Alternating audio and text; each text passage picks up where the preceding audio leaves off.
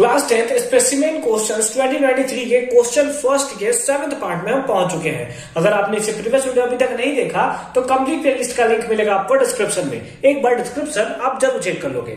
तो 7th part में क्या है, इन द गिवन डायग्राम, ये दो डायग्राम हमें गिवन है।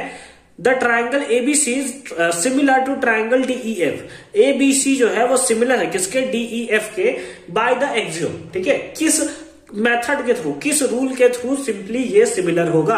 अगर आपको लग रहा है कि ये आरएचएस के थ्रू होगा, और लगना भी चाहिए क्योंकि यहाँ पे एंगल जो है वो कितना दिख रहा है, 90 डिग्री सिंपली हमें देखने को मिल रहा है। बट आपको बता दूं, आपको जो लग रहा है वो गलत लग रहा है।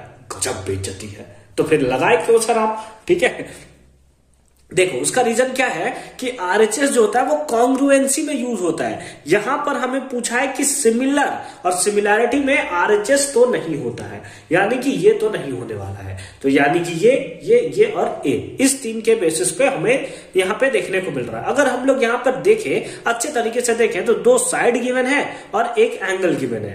साइड एंगल साइड से ये पॉसिबल है।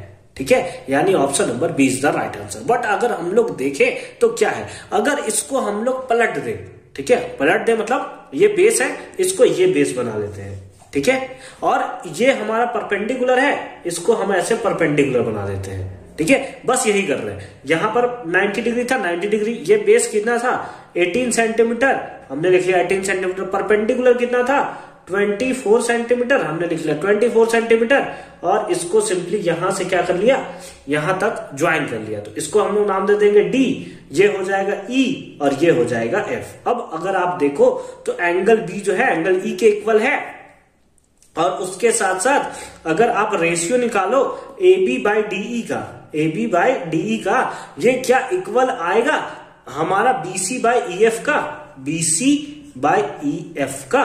तो चेक करना पड़ेगा सर, तो आओ चेक कर लेते हैं सर। जैसे ए बी का कितना दिया है 4 डिवाइडेड बाई डीई, डीई कितना है दैट इज 24, यानी कि 1/6 इज इक्वल्स टू क्या, बीसी, बीसी कितना दिया दैट इज 3, और ईएफ कितना दिया है 18, दैट इज अगेन 1/6। यानी कि सिंपली अगर हम लोग देखें तो 1/6 इक्वल्स टू 1/6, यानी कि साइड का रेशियो भी सेम है और एंगल भी, उसके बीच में बनने वाला एंगल, इसके बीच में बनने वाला एंगल क्या होना चाहिए, वो सेम होना चाहिए। तो फिर हम लोग बोल सकते हैं कि साइड एंगल साइड क्राइटेरिया से ये दोनों ट्रायंगल जो होंगे वो सिमिलर होंगे। तो आई होप कि ये कॉन्सेप्ट आपको अच्छे तरीके से समझ में आया होगा। मिलते हैं आपसे अगली वीडियो में इसके 8th क्वेश्चन के सॉल्यूशन के साथ। कंप्लीट प्लेलिस्ट का लिंक मिलेगा आपको डिस्क्रिप्शन में, तो एक बार डिस्क्रिप्शन आप जरूर चेक कर लोगे।